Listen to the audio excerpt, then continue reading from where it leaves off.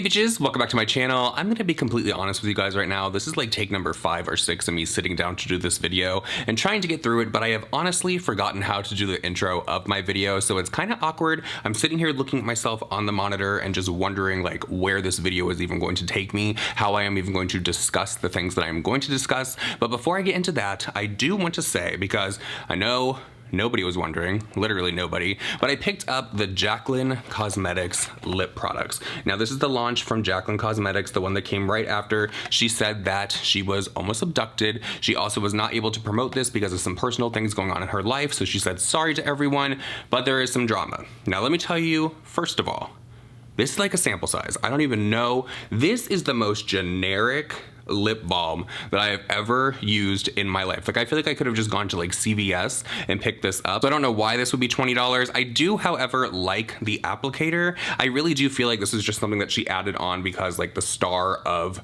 this whole entire launch was going to be this lip scrub right here, which I have not tried. It has mother of pearl in it. I do like the packaging. I'll keep you guys posted on it. But the drama with this is that Jaclyn has apparently been lying even on her packaging, y'all. If you actually look at the packaging that the lip product comes in, it says 0.3 fluid ounces, but some people online were noticing that if you look at the bottom of this box, in the very fine print, it says 0.29 fluid ounces. I don't know, that's just people being petty. Well, enough kumbaya, let's talk some trash. The reason that I wanted to sit down and make this video is because I've been noticing a lot of very malicious, disgusting things being said about myself here on YouTube. A lot of rumors that people are deciding to put into their content to spread about me, and it's very disgusting. And I was like, you know, I'm not gonna drag anyone. I'm not gonna sit down. I'm not gonna be mean, because honestly, at this point, it's comical. It's very comical to me whenever someone has an issue with me, their number one go-to is my sobriety. Like, people can think that I'm preaching and I'm harping on it and all that kind of stuff. It is a fact. You look at videos of people that hate me, the number one thing that comes up is, in fact, my sobriety. And that is exactly what happened this time, which I'm gonna get to in a minute, but I wanna give you guys a little bit of a rundown of what exactly is going on. I left Twitter.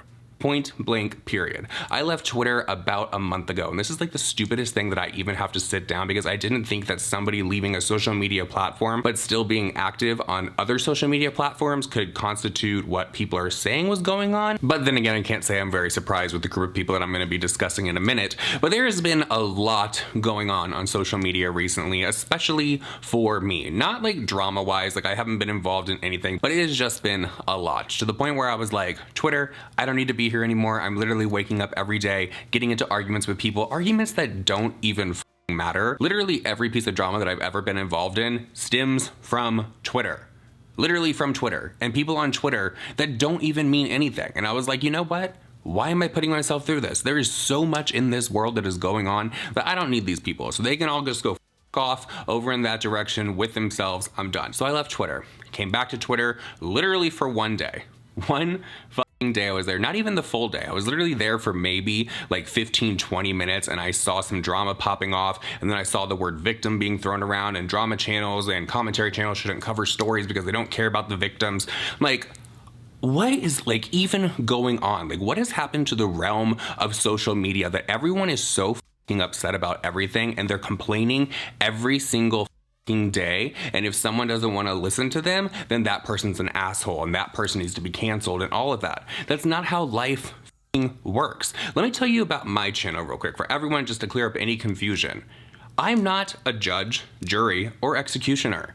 If I want to talk about something that is illegal, I am going to talk about that. I've talked about things that James Charles has done over there in the past, things that he has admitted to on his channel, which he has now taken down. But if something makes me uncomfortable, I'm not going to cover it. And that's one of the reasons I also left Twitter, because I was getting hounded almost every single day. Like, why are you not covering this Anna Campbell situation? Why are you only talking about the James and the Jeffreys and all of that? And so after being hounded for like 50 times, I decided that I was just going to put out some information about myself. And I shared a few photos of a past relationship that I was in where it was very abusive. Now, if you've been following this Anna Campbell situation, then you know that there was a lot of abuse, alleged abuse, that has been going on in those relationships. So therefore, I'm like, I don't want to talk about this. I don't want to watch Anna's video. I don't want to watch the victim's video, because that can be triggering. Now, if you look at these pictures I'm going to put on the screen right here for everyone, which I included the trigger warning at the beginning, then the holes that you are seeing covered up in the walls, that is from a knife being thrown at it, and then me being told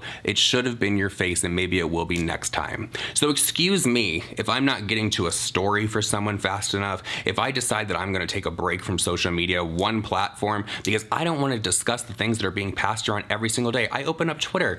Every day that I was on Twitter, I open it up. It's something about Anna Campbell and the abuse going on over there. Then someone is over here with the R word being thrown out. And it's like all of these crimes are taking place allegedly and nobody is going to the police and doing anything about this. It is not a drama commentary channel's place to bring that up all the time and discuss it. Is it great that we get stories out like about James? Yes, the fuck it is. But there are so many channels out here in YouTube now, especially in this commentary, drama channel, community, whatever the hell you want to call it, that so many people are covering it. And on top of the whole Anna Campbell situation and how I didn't want to discuss that, when Jaclyn Hill announced that she was almost abducted, which is a very scary situation, and I said that a lot of people were having questions about it considering the timing of it, it was thrown in my face, especially on Twitter, that you don't know what you're talking about. Females go through this all the time. Men don't know what's happening. Men don't know what's going on with women when they're out. Men don't know that women are scared and all this. And I'm like, this is another case of someone not knowing someone's story before they decide to throw something out. Like, you don't have the room to talk about this because you're a man and all of that.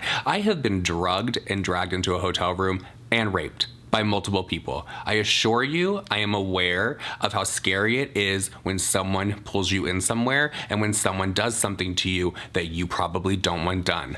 I am aware.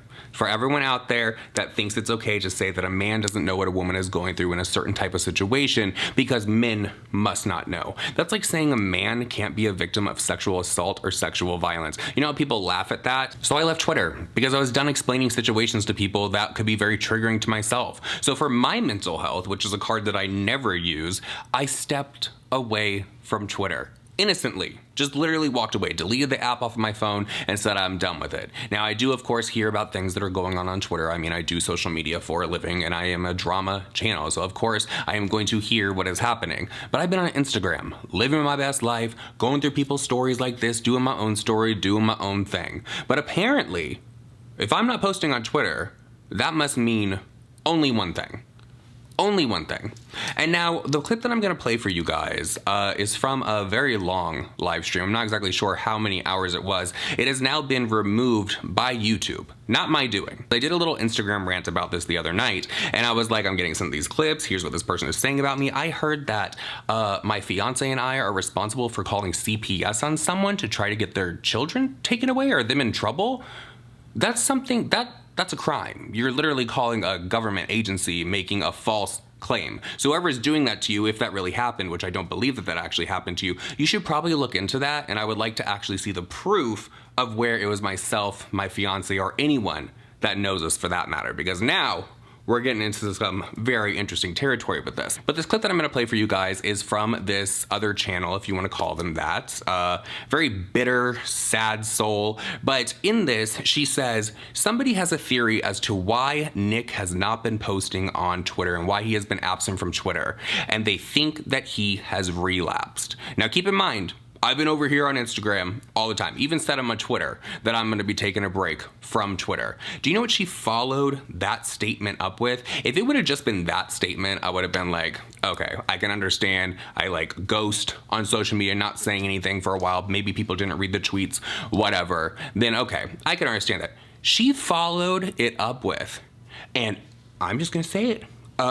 Didn't we say that what he's doing is one day gonna lead to a relapse? I'm paraphrasing, but let me play the clip for you guys right here. But it's over his sobriety, y'all. No, and someone said way up in, and I don't remember who, someone said that they have a theory that the reason Nick Snyder is off of Twitter is because he may have relapsed. Oh, girl. But you know something? All I have to say about that, if that is the case, didn't we say that what you were doing was going to cause a relapse eventually? See, I wasn't aware that winning credit for someone's possible relapse was a thing, but I think that we found the one person just low enough to actually want that, to actually sit online and boast and brag like, oh, well, you see, didn't we say that what you're doing is eventually going to lead to a relapse? What exactly am I doing? Please tell me. Please let me know exactly what I'm doing. Talking about current events online, talking about social media influencers online? The exact same thing that you're doing? Now see, I seem to remember when I was doing 12-hour live streams just dragging people to filth, the most outrageous things were coming out of my mouth. I had a reason for that. The reason is what you just said. But I've been working on myself for a good long while now. I don't touch liquor, I don't touch hard drugs. Hell, I won't even take a pain pill. And you know how? I have to pat myself on the back for that one, because the other day, about a month ago, another reason why I wasn't on social media was because I threw my back out. Yes, I am 32 years old, 33 at the end of this month, and I threw my damn back out for the first time. I was in so much pain that next to this bed that you see behind us, I have a Yogi Bow, which is a giant, I can even pull it over here for you guys. It is this giant beanbag chair. There's a Yogi Bow thing right there, not sponsored, but it's literally like a zero gravity chair that you lay in. I slept on that for a week because I didn't want to take pain pills. So what exactly am I doing that I'm not medically cleared to do because I have a medical card? But also, I'm doing what you're doing by talking about current events, current topics, people on social media. So what's your excuse? Now I could be really mean and I could go off. I could show more receipts from this live stream that has now been taken down by YouTube because clearly you broke some rules. Clearly, if YouTube saw that it needed to be removed. Shout out to whoever reported that, because you're a real one on that, because the things that come out of people's mouths, I'm sorry, it doesn't make me misogynist because I'm responding to you being a nasty, vile, disgusting person to me. You're being a bitch, and I could use a much stronger word as to what you're being. This does not make me misogynistic, that I am responding to you after you tried to drag my sobriety and tried to say that I was doing illegal things against you and your family by calling CPS. It doesn't make me any of those things. It makes me someone who is sick of your shit. If you have to go online and start deleting a ton of your videos, if you have to go online and start deleting a ton of your tweets, you're a shady motherfucker. I would say that I would pray for you, but I don't even think the devil is going to let you in.